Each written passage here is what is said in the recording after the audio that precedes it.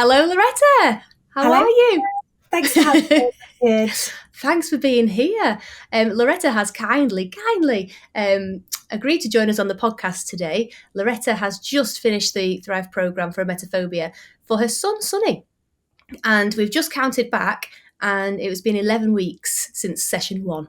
So 11 weeks and a couple of days, actually, since session 1, which is really, really fantastic, considering how far you've come and how far Sonny's come and what life is like now compared to what it was before. So Sonny and Loretta have been amazing to work with. I've really loved taking them through the programme.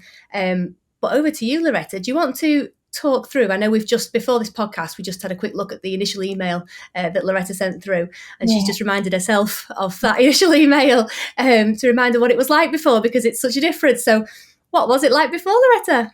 Oh, goodness. Well, I just had to take myself back because I was in such a bad place with everything at that time, and it all came from the problem with Sonny. And just reading back through that message, the heading, or like the title of the email, is "Help, please." Help, please. And that just straight away just made me giggle, because I was like, you really, really did help. You was just my angel in disguise. I didn't even know you existed. I was recommended to you to come to the Thrive programme from Brianna.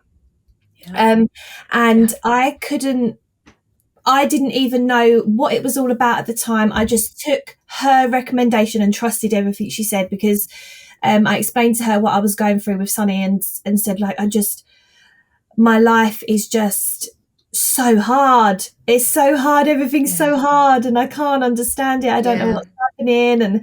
And is there something wrong with him? Like, obviously there was something wrong in that sense, but not an unfixable problem. But I didn't realise that at the time. So then, I emailed you guys and was like, help me. Because I think I was, first of all, searching for what like almost like a diagnosis, what is wrong with him? And then when it was like, oh, he sounds like he's got emetophobia, I didn't even know of the word emetophobia. I was like, what is that? No. Never even it's heard not of very commonly known. No. So I obviously done my own little bit of research, and then I signed up and spent my money without a question. I was like, yep, we're doing this, because I was desperate, so I would have actually tried anything. So this first thing that I tried was the best thing I've ever done. I could have done a million things before this, but no, straight away found all the right people and got the help that was needed. So I was recommended to you and found that Sonny had emetophobia. I mean, he's probably not the worst it could have been, even, I don't think. I think there's probably been... do you want to just describe? Because, possibly, but there's every emetophobe is different, which as an ex-emetophobe, when I was emetophobic, I couldn't possibly understand that, because I was thinking, well, surely if you're scared of being sick or vomiting, you're going to do X, Y, and Z. But not everybody does. We're all quite unique, as all individuals are. So do you want to explain what Sonny was like? What was he doing? What was going on for him at that time?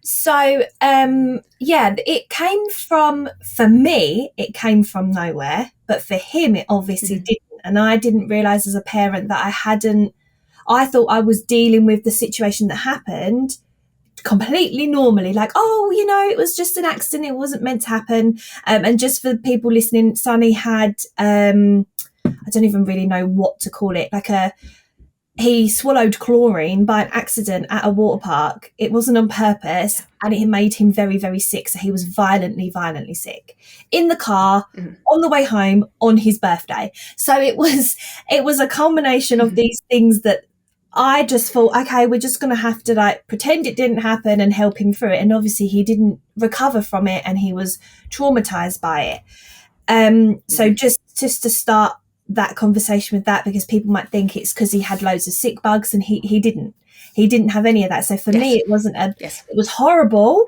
It was a horrible situation that happened, very unfortunate.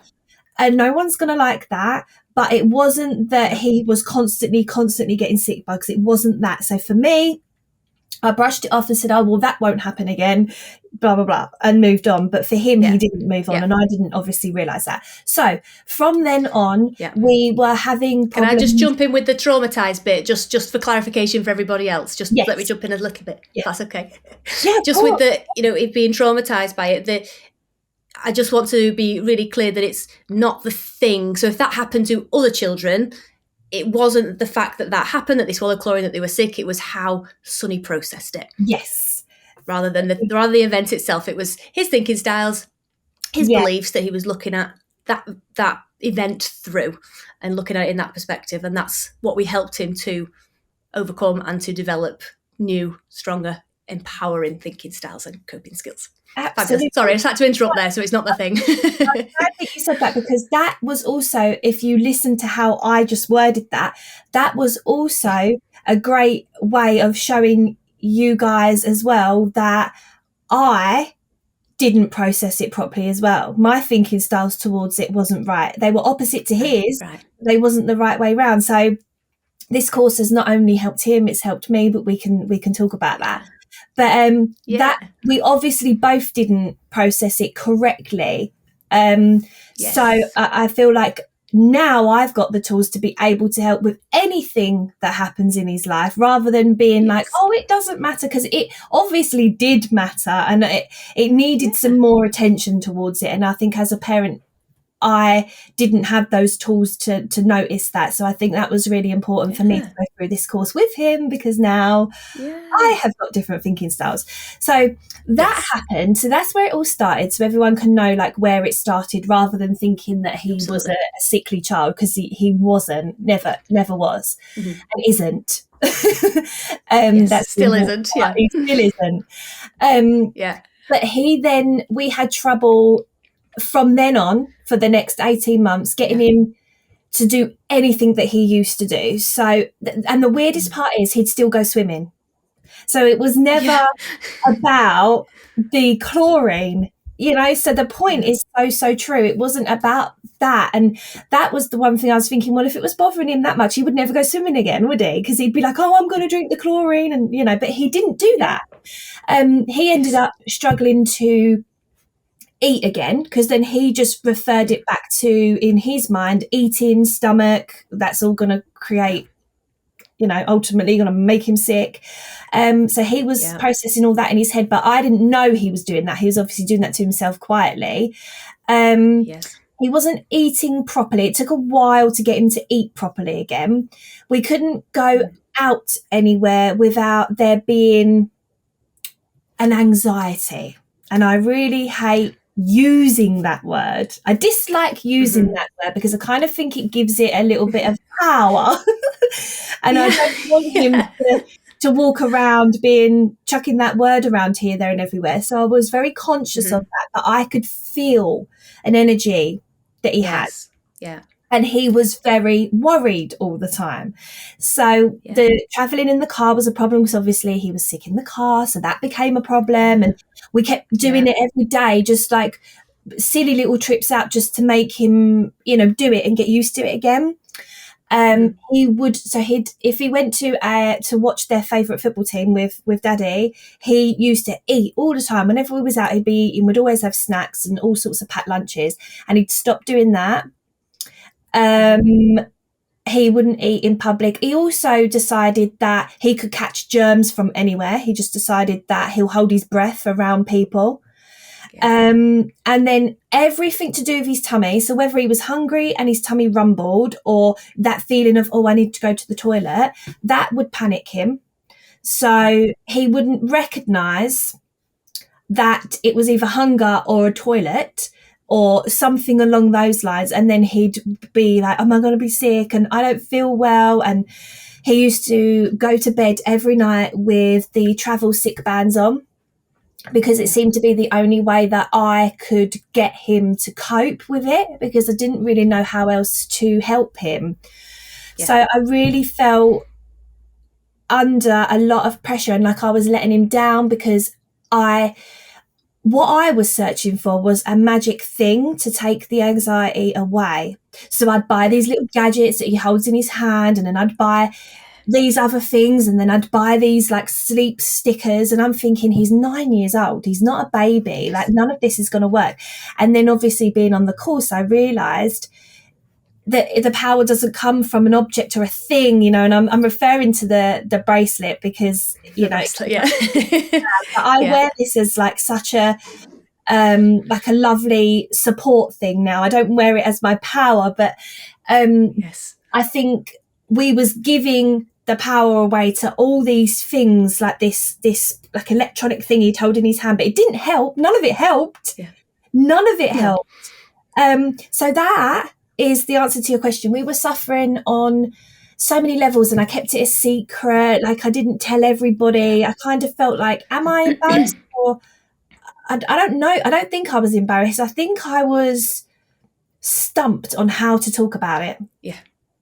And how to, which is understandable, isn't it? Because your child's coming to you with these problems, and you don't know how to help them. So you'd be like, well, if I'm stumped, how do I talk to people about it, and what do I say? And does anybody know how to help them? It's a very lonely place to be, isn't it? Oh yeah, and in that moment, I cried all the time. Spoke to my mum about it all the time, and felt very isolated, thinking, well, where am I going to find other people? And so many people will be like, oh yeah, I don't like being sick. It's not the same. It's not the same. No, it's not. It's literally it's not.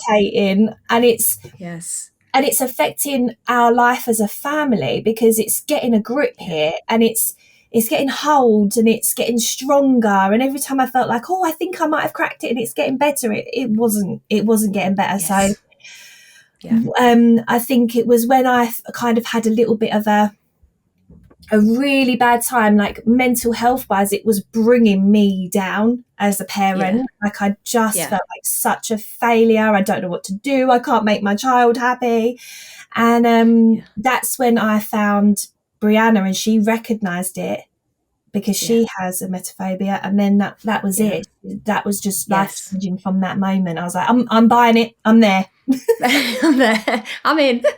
Right. So you went in 23rd of August. We got the email. I'm in. So we started on the 13th September was the first session. Now, because Sonny is 9, what we recommend for children who are that age, or certainly under 12, that the parent goes through with, just for people listening, the parent goes through with the child, because then the parents get the skills, because it's a training course. It's all skills based. It's all a doing thing, thriving's a doing thing. And young children certainly need help applying and concentrating and keeping on track, and helping to understand the concepts of the program in terms of their own life, which is what you did so brilliantly, because how much progress Sonny has made is completely down to the fact that you helped him day in, day out. You went, here's this program. This is what we're going to do. This is the skill we're going to look at today, and we're going to hammer it, and we're going to hammer it, and we're going to hammer it. And you did. You did absolutely brilliantly. Yeah. And you didn't let up. You're really consistent, and you're reaping the rewards of it now. So massive, massive credit to you. Now, my question to you is, when did you start seeing changes? Because I think people out there will be thinking, well, that's great. This is 11 weeks from start to finish. Yeah. Like a different child. But when did you start seeing the changes? What are the first things you sort of started noticing? I would say week 3. Would you agree? Right. Yes, around then, yeah. Mm-hmm. I would say week 3, which was, or maybe at the end of week 2, I don't know, between 2 and 3. The first thing was, he decided to stop sleeping with the sick bands on. And I've not seen the sick bands since, to this day. He doesn't mention them. Whereas before, it'd be, where's the bands? He didn't call them sick bands. He didn't say sick bands. Where's my bands? Where's my bands? Yes. I'm not even sure if he knew that they were travel sickness bands. I never labelled them. He's not stupid. Okay. He probably does know now, but I never labelled them. But they were always, where's my bands? Where's my bands? Yes. And I even started to have a comfort towards these bands because it almost was like, oh my God, give the bands, give the Give the bands. bands, yeah. Almost like Yeah. when the baby's screaming and you're like, okay, give them the dummy. Like, Yeah. Yeah. whatever was going to comfort him, I was like, just take Yeah. it. And especially at night time. Yes. So I would say between week 2 and week Perfect. 3 was I don't even know how it happened. I don't know if I said it or he said it. Do you remember?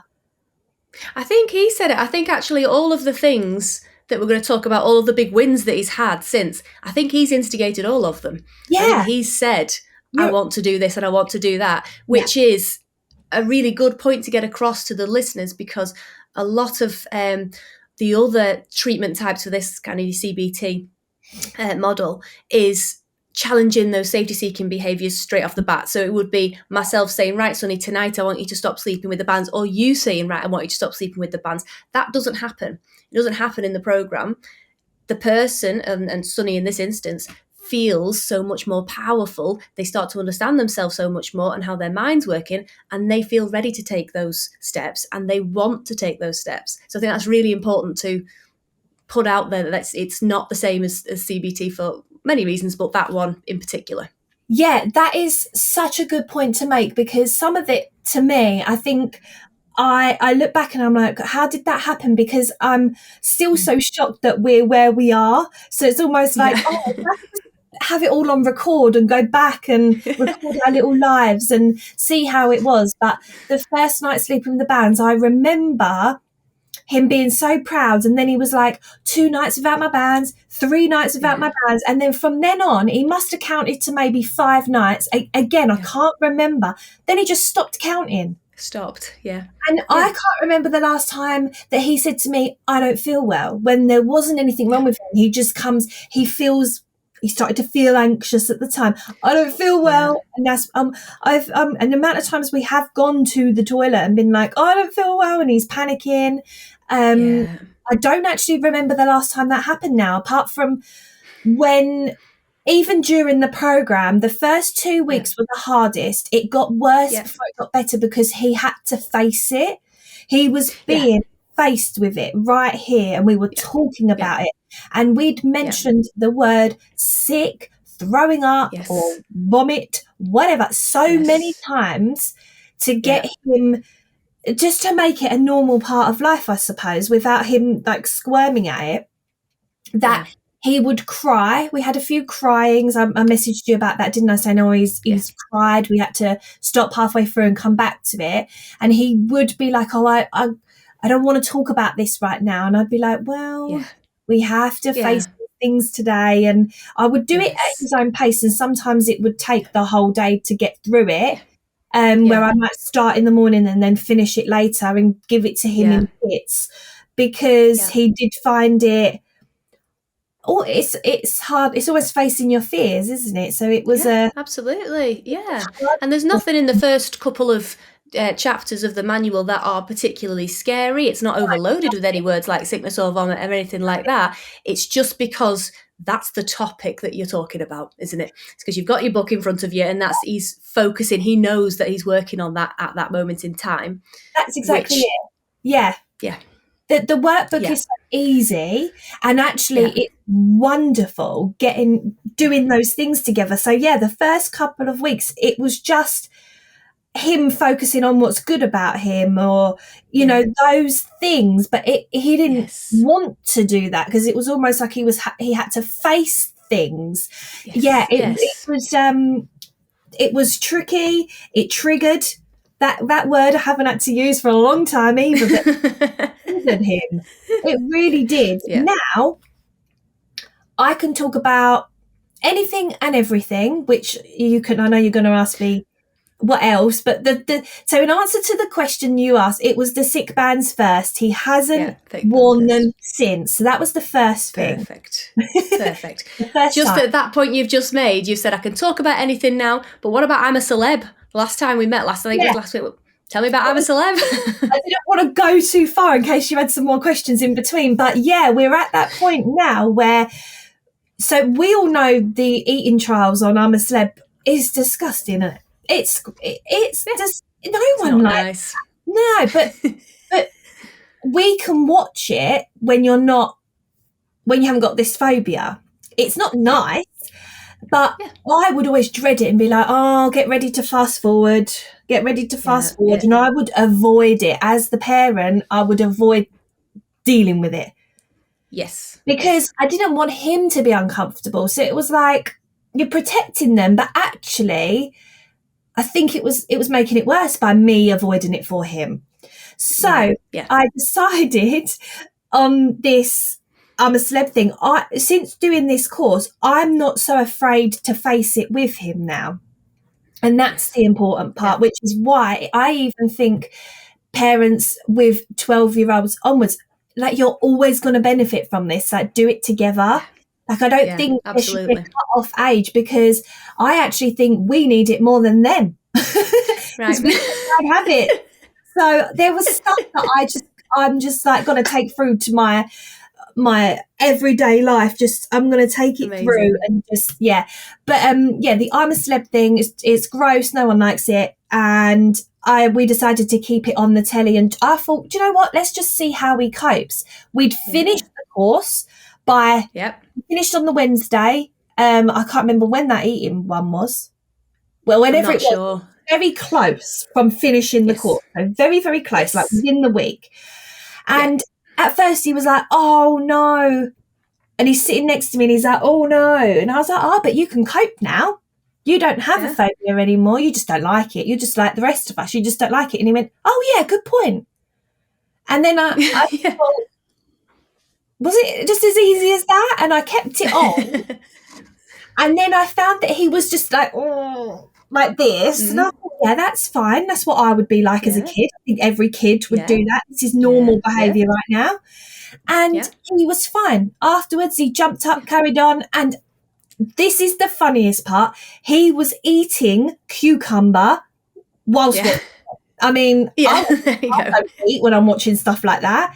So it clearly wasn't affecting him, because before, there's no way he would eat. No way. No. And he would have gone to bed, remembered what he'd seen on the telly, and worried that he was going to be sick. And he would have had to accept his sick bands. That classic would have happened.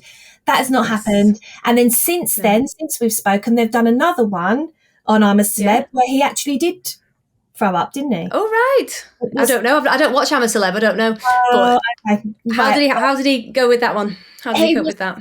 He thought it was, but again, there's been no conversation about it since, whereas he would obsess with those obsessive thinking styles, and he would obsess and then think it's going to happen to him. But I kept saying that it's not happening to us. They've decided to eat those disgusting animal things. We aren't doing that. So that's not happening to us right now. It's happening to them. We wouldn't do that. And, just making him think about it really rationally. I said, they're not ill, remember? They're not ill. They're not unwell. They've chosen to do that. We're choosing to watch. Yes. And you have to remember as well, it's the drama side of it, that the whole point, whole reason it's on television is because it's dramatic. And it's meant to invoke a reaction because people find it entertaining. So the fact that he can rationalize that now and understand is brilliant.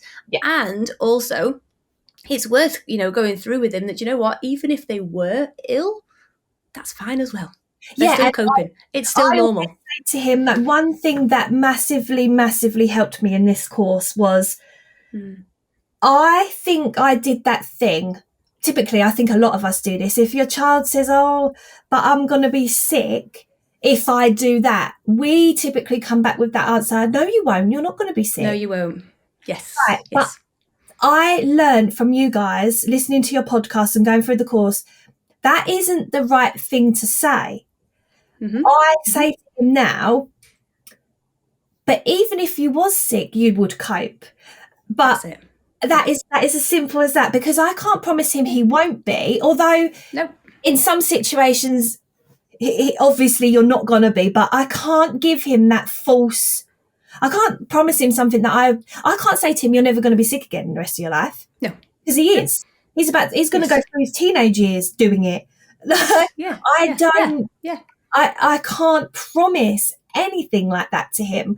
But No. what I can do is build what you've taught me to do, is build up that self-trust and that self-esteem that he can cope with it. And this Yes. point is so powerful because when he was sick, he didn't even cry.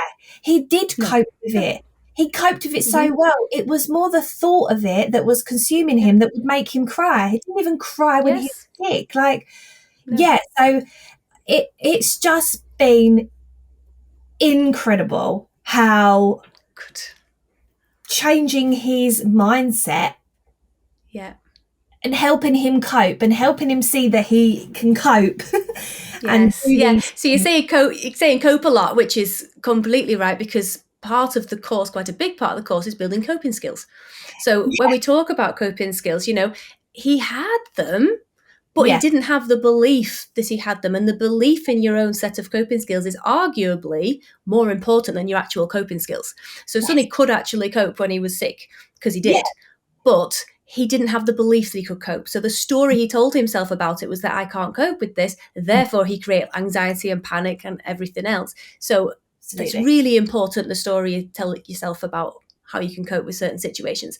And Yeah, again, worth pointing out at this point for any other parents out there watching, that it's not something that we say, right, okay, you've got to go and sit and watch I'm a Celeb now, okay, to learn how to cope. It's, no, that's not what happens. They decide, okay, well, like Sonny did, okay, I'd quite like to go to football and try and eat something instead yeah, of avoiding it. So I'm going to try and do that. And I'm going to then process it really helpfully and really powerfully and mhm, tell myself that really helpful story of, yeah, I can do that. Yes, it was a bit uncomfortable. Yes, I was a bit anxious, but I can cope with that. I can do that.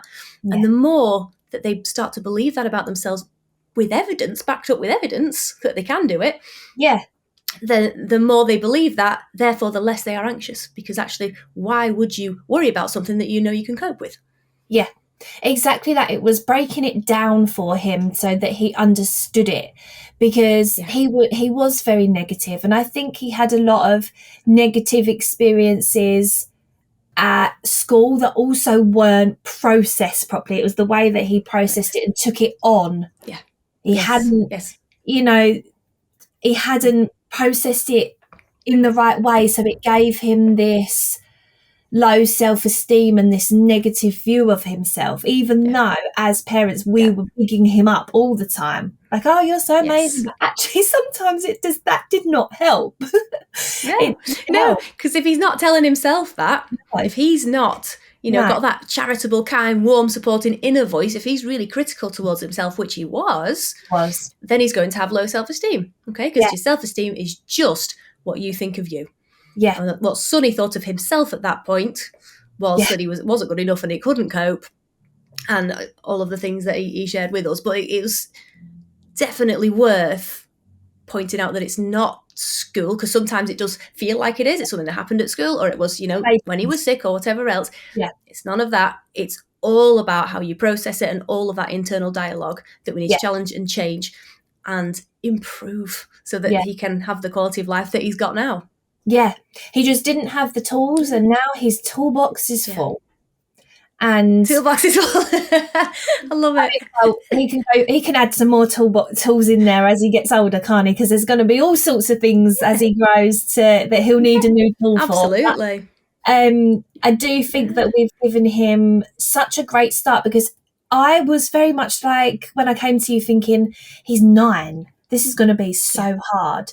But Mm-hmm. actually, I think it was harder for me as the parent being older Yeah. with all my bad habits and all my terrible thinking styles, whereas he Mm-hmm. Mm-hmm.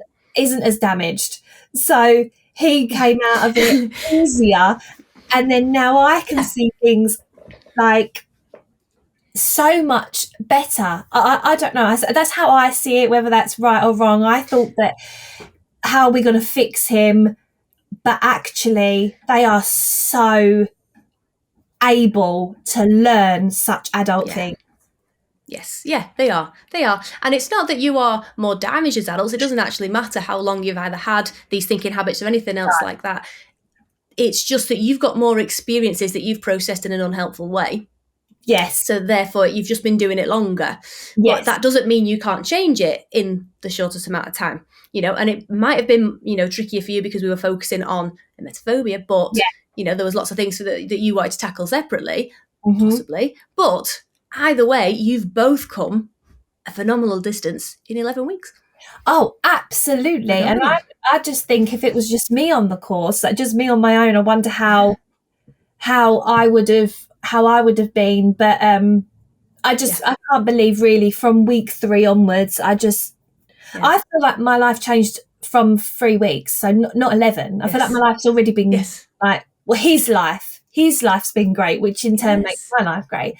I just feel like I've gone back to being normal, like a normal child. Like, I'm just going to the toilet, not going, oh, is something wrong with me? Is that normal? Like he would always ask, is that normal? Is that normal? And his confidence is back, as you can see in the videos. Like, it's a very confident child. He is. He's great. He's fantastic. I'm so proud of him, and I really am, because I honestly thought, what am I gonna do with him? Like, what kind of a future is he gonna have? Didn't even know a course like this existed. So you're just changing people's lives, and I think everyone needs to know about it. Thank you, and thank you for doing the podcast, because the more people do the podcast and record videos, the more people can hear about it. So I really, really appreciate it. So I suppose the final thing to just talk through is, are there any big wins? So two last things. Any big wins that really stuck out for you? Because I've written a few down here that I thought, yes, we've got it here. And what's life like for you now? Those are the 2 things. So any big wins? So the big wins are the sleeping without sick band, sleeping in his own bedroom, because I forgot to say that he would be in with us like all the time because he needed to be near us. So he sleeps in his own bedroom now, which is amazing, which you kind of should be at 9 years old. He eats whilst he's out now. He ate in the car. He eats in the car again. He goes to the toilet, just goes to the toilet without announcing it to everybody. I've probably missed some things off. He breathes normally around people now. Yes, around people. Yes. Holding his breath at the football. Yes. Holding his breath. I didn't even know he was holding his breath. He doesn't say, am I going to be ill anymore? He just recently had an infection on his finger, and he didn't, like, it didn't turn into a drama. He was fine. It's all healed. Have I missed something? I kind of feel like there was so many things. The only 2, I've got 2 written down here. One was the restaurant and the vomit in the urinal. That was a big one. Goodness. Do you want to say that story? You tell. Well, you were there. You were there. You go for it. Okay. Well, we went to. It's actually not very nice, is it? But it was a big break. No. We went to a very lovely restaurant with my mum for, was it Mother's Day? No. Yeah. I'm not sure. Oh no. When was Mother's Day? No, I don't know. Whenever it was. Mother's Day, May, isn't it? I'm not sure. I was going to say no. It must have been her birthday. And we went to dinner. And Sonny was like, oh, I'm going to go to the toilet. And I said, oh, yeah, okay, off you go, toilet. And when I came, no, he'd gone swimming with my mum. That's right. He'd gone swimming with my mum. We met up with him at the restaurant. And then he came out, and the first thing he told me before we ate was, oh, I saw sick in the toilet. And I was like, what? And I looked at my mum, ready to be like, oh, no, is the day ruined? Oh, here we go. Is he going to order his food? My mind went straight negative, because it was what I was used to. And we're all looking at each other like, Dan, me, Mum, thinking, do we say anything right now? And I was like, oh, it can't have been. So Dan went to the toilet and checked. And he was like, it doesn't, something looks weird in the toilets. So Sonny was like, should I go and tell someone? And I was like, oh, that's a grown-up thing to do. Let's go and tell someone. So he went and found someone. They went and found the cleaner. And he went up to someone and said, I think that someone's been sick in the toilet and they've just not told you. And I was like, oh, he's actually said the words. He's talking about it. They all went and cleaned it up and everything was fine. And I thought, oh, he's seen it. He's actually seen it in person. how's this going to go down? Like, we must have been a month in by then, mustn't we? Yeah. He then ordered his food, and I'm still thinking, is he going to eat it? Is he going to eat it? And I'm not saying anything at this point other than, oh, well done, that was good. You told someone, that's great. And he ate his lunch and didn't speak about it again ever. He hasn't even mentioned it again to this day. Whereas before, he would have obsessed over it. He wouldn't have gone to bed properly that night. He would have seen the sick. He'd have felt sick. He would. Yeah, absolutely. Massive win. I couldn't believe that happened during our course. I mean, it was like that was meant to happen, wasn't it? It was a test of how Sonny doing on his emetophobia course. Let's just show him this. Right. Yeah, it was a very fortunate chance encounter, wasn't it? It was meant to happen. It was. Honestly, I was starting to wonder, was you there with some something in the background? I just honestly thought, it was me. It was you. How did this happen? It was such a good thing, because it was a good thing for that to have happened. So that was one of them. Yeah, well done. I completely forgot. Definitely one of them. Yeah. And I think the final one is more for yourself, really, and it's the flight and the booking the family holiday. And I think that's just worth sharing as well, because I'm just made up for all of you.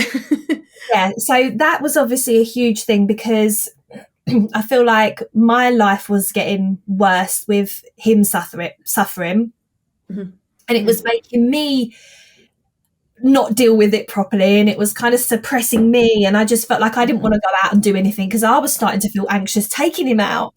So it's like, I'll just stay at home. Let's not do anything because I'm comfortable at home. Yes. But I had to go away for work, and it couldn't have come at a better time, because we had just obviously a week away from finishing the course, and I had all these tools, and getting on an aeroplane with Sonny or taking him anywhere before the course, just a little while ago, I was like, oh, how are we going to cope? Yeah. But now I wasn't even worried about him. I was more worried about me. And I was, that's unbelievable. We had the best time. Can't wait to do it again. It's opened so many doors for us. This whole thing, like, I've gone back and told Brianna, thank you for recommending you. She cried and I cried, and we're going to meet up. We're just, when you're just meant to be in people's lives, like, it's just opened this whole opportunity of life and experiences. And I'm just can't put it into words how grateful I am for everything that we learned, really. Fabulous. And also, don't discredit the effort that you put in, because it takes effort. You put in a lot of effort, a lot, and I think that's worth pointing out as well to parents who are watching it. It's not, it's actually not me doing the work or another coach or even a book. It's all about you as parents supporting, learning this stuff yourself, learning these skills yourself that we were never taught. We were never taught. It's not taught on the curriculum. Like you said, the course, there's no other course out there that's like this. No. So because we've never been taught it, we can't help our children. So there's no blame here in any way, shape or form for anything. But it's so empowering as a parent to be able to get those skills. One, for yourself, because you can apply them to your own life and go, okay, I'm creating anxiety there, so I'm going to do something about that, or I'm creating stress at work and I'm going to do something about that. Because all of these tools, you can apply them to anything, any area of life at all. But to then be able to pass that on to your children is amazing, priceless, really, isn't it? That everyone should do this course, like when they're pregnant, when they have a child, just do the Thrive program just to thrive at life. Because honestly, when people are like, oh, there's no rule books on like how to bring up a child. Well, actually, I think you've just got life covered, really, with we have the rule book. Yeah, because I would have found this sooner. Because maybe, I know that we shouldn't go there and all that. I might not have gone through all of this with him if I'd have recognised the signs. I didn't recognise it, and I didn't. As soon as he says something now, it's really interesting how all of the family was that helpful or unhelpful? And what glasses he's wearing. And it's a thing now. It's a thing. Yes. It's part of our lives where we question, hang on, am I processing this right? Am I... we've got the power, and I already very much was Amazing. into all of that because of my line of work, but I didn't realise how much I needed to pick him up on a lot of the things he was doing. And not blame it on him. And just for your line of work as well, I'm going to cut you off there. If anybody wants to learn how to make those fabulous balloon arches, Loretta's your girl. Perfectly popped balloons. She's fabulous. She's your lady. Just put that one in there. So yeah, 100%. So it's definitely worth it for the parents, just for themselves as well. But for your children, to be able to have them and to know that whatever he faces now in life, because he will come up against challenges, so will you, so will all of us, because life does throw you curveballs and things, unexpected do happen. But knowing you've got the skills now to deal with those, to manage them and to get through in the most powerful way possible is fabulous. It's great. And I'm so pleased for you. And I'm so proud of both of you for the effort that you've put in. And well done, so well done for persevering and for putting in that consistent effort with him, because it does take effort. It's not a magic wand. It's not a quick fix. It doesn't happen overnight. It does take effort, daily effort. But if you put the effort in, it's worth it. Totally worth it. If you put the effort into anything, as if you put your mind to anything, it can be done. Absolutely. But this, there was no way I was not going to go full into this, because I wanted to help him, but I knew that I needed outside help. I knew I couldn't do it on my own, and I know that you say, oh, Loretta, you did all the work and it's down to you, but I couldn't have done it if you guys didn't exist. Let's be real. Let's be real. Well, you're like, well, it was down to you. We support, we coach, we guide, but that's the work is up to you, and you've done that, which is great. Oh, thank you so much, Loretta. It's been amazing having you on. I've really, really loved talking to you. As much as I've loved taking you through, and Sonny, through the programme. It's been great. And we are going to catch up again in January, not on a podcast, but just us. Catch up in January and see how things are going for you. And I'm sure you'll just go on strength to strength. Oh, absolutely. We'll have a million more positive stories for you. I'll make sure of it.